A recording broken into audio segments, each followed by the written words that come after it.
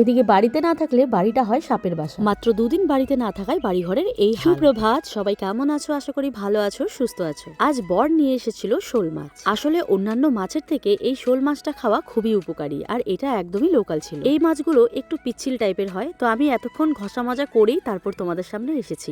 হাতে হালকা একটু পিচ্ছিল ভাব লাগছিল, তাই লবণ দিয়ে আরো ভালো করে কচলে নিলাম। অনেকক্ষণ ধোয়ার পর এই পিচ্ছিল ভাবটা কেটেছে। এবারে মাছটা পরিষ্কার করে আমার ধোয়া হয়ে গেছে। সাথে করব বেগুন ভাজা আর একটু মটরশুঁটি ভাজা। দুদিন বাড়িতে ছিলাম না, হায় রে হায়, বাড়িতে এসে কি কাজ আর কি কাজ।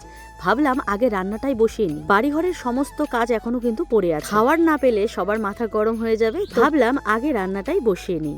যাগে আজ বাড়িতে ঢুকেই দেখেছিলাম এরকম সাপের খোলস 2-3টে পড়ে, মানে বাড়িতে না থাকলে এদের অত্যাচার বাড়িতে বেড়ে যায়। আর এগুলো যেহেতু বাচ্চা, কোথায় না কোথায় ঢুকে থাকবে কোনো ঠিক নেই। আর এখন যেহেতু গরমকাল, এগুলো কিন্তু খুব তাড়াতাড়ি বড় হয়ে যাবে। আর শীতকালে এসবে এদেরকে দেখাই যায়নি। গরমকাল মানেই আমাদের বাড়িতে সাপের আড্ডা। নানান রকম নানান প্রজাতির সাপ এসে আমাদের বাড়িতে বাসা করে, এমনকি ঘরের ভিতরেও ঢুকে থাকে। দুটো বাচ্চা বাড়িতে, এখন অনেকটাই চিন্তা ভাবনা করে চলতে হবে। আজকে শোল মাছটা বানাচ্ছি আমি আলু সেদ্ধ করে, আর আরেকটা কড়াইতে আমি বেগুন আর মটরশুঁটিটা ভাজা করে নিচ্ছি। এতে করে তাড়াতাড়ি রান্না হবে। আর বাড়িতে বাচ্চা থাকলে যখন যেভাবে কাজটা তাড়াতাড়ি হবে, আমরা ঠিক সেইভাবেই চেষ্টা করি। ফ্ল্যাটে রেখে এসেছি মিক্সার গ্রাইন্ডার, তাই এই গ্রামের বাড়িতে মিক্সার গ্রাইন্ডারটা নেই, তাই হাতেই মশলাটা বেটে নিলাম।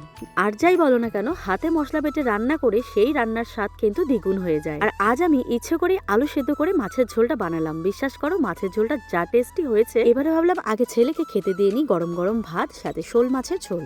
ওইদিকে ছোট ছেলে আমার দোলনায় দুলছে।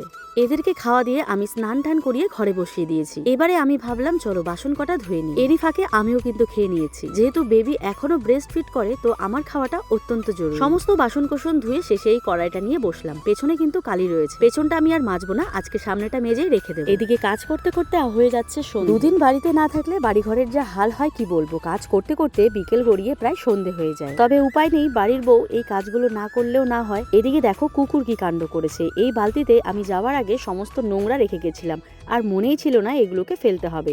তো সকাল সকাল এসে দেখি এই অবস্থা। সকাল থেকে এই নোংরাগুলো কিন্তু আমি ধরিনি।